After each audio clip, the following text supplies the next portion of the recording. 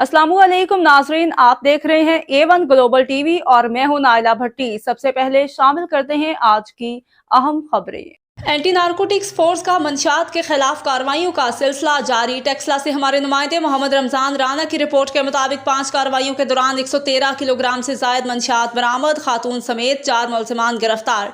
इलामा Iqbal international airport Lahore पर ANF की 3 कार्रवाइयां। बसरिया प्रवास नंबर TG 346 थाईलैंड जाने वाले विहाड़ी के रहायशी मियाँ बीवी गिरफ्तार। मुलजिमान के पेट से 46 हीरोइन भरे कैप्सूल बरामद। दूसरी कार्रवाई में मुसाफिर के पेट से 40 आइस भरे कैप्सूल बरामद। भक्खर का रहायशी मुलजिम प्रवास नंबर QR 621 के जरिए दोहा के लिए रवाना हो रहा था। तीसरी कार्रवाई में लाहौर के रहायशी मुसाफिर के ट्रॉली बैग से 675 ग्राम कोकेन बरामद।